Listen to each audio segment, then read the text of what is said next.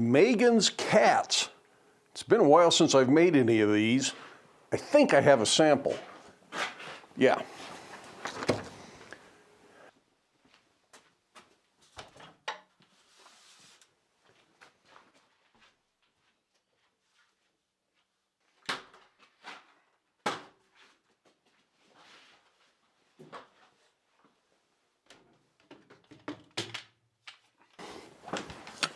These are some chest handles that I originally made for Megan Fitzpatrick. At the time, she was working for Popular Woodworking. Now I think she's working for Lost Art Press. But somebody asked me about these, and since I haven't made any in quite some time, I thought it would be a fun project. This is a fairly ordinary set of chest handles, except the back plate is shaped like a cat head. Megan likes cats, so this is something she commissioned me to do ages ago, and I've made a few other sets since then, and people seem to like them. I've even done some dogs, horses. I think somebody asked me to do an elephant once. And while I probably won't get back into doing all those other oddball animals, I thought I would go ahead and do the cats because somebody asked me to do those. And because back then I had a bunch of blanks laser cut, and I still got these around, and I'd kind of like to use them up. Once these are gone, I probably won't do these again. Now, the originals were not laser cut. These were drawn on a piece of paper. The paper was glued to a piece of sheet metal, and I cut them out at the bandsaw and then filed and ground the profile right down to the line. But you could do it cold with a cold chisel, or if you've got a plasma cutter and can cut freehand pretty reliably, you could freehand cut these kind of things yourself. Don't be limited to cats. You can do anything you want this way. The originals also featured a kind of a staple keeper for the handle, and that works very well. It's simple to do, but I thought I would upscale that feature a little bit today by making a little flat bar keeper, which of course doesn't fit the round holes that I have here. So I will have to slot punch between the holes. Then I can make a keeper like this that will go into that slot punch. And I think that's a little bit more elegant look for the handles. And that's also a little bit more traditional, although cats certainly are not traditional, and I'm not trying to make this traditional. I just thought I would try this, see if I like it better. For the handles themselves, I am starting with a piece of 3/8 round bar cut 8 inches long, and I want to put a little file detail in the middle. To start that, I just put a little tiny saw curve on the bandsaw because it's really easy to get that accurate. That then gives me something I can index my triangular file into, and that makes this process go a lot easier.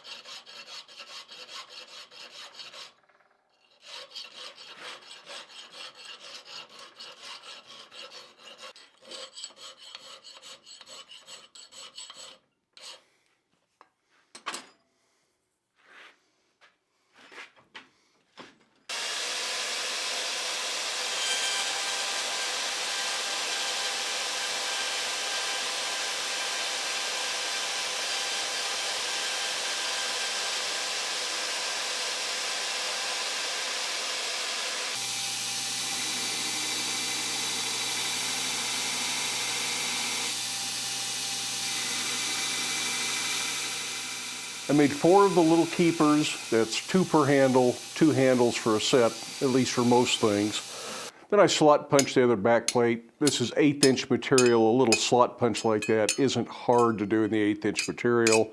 And that's the point that I could assemble these now, but part of what I like about this project is adding those little details to kind of give you the caricature appearance of a cat. I want to put some eyes in it, maybe something that suggests whiskers, and just do a little bit of that. Then I like to dish them from the back so it kind of curves out from the piece of furniture that it's on, or in this case it's probably going to go on a tool chest. And I want to get all that done before I start the assembly process. I'll sketch the eyes on there with a silver pencil. Then we'll work this cold under the treadle hammer. This is just some shallow chisel lines. You're not trying to cut all the way through with any of these. So working it cold is just fine. Most of the little chisels I use for this kind of thing are made from S7 tool steel.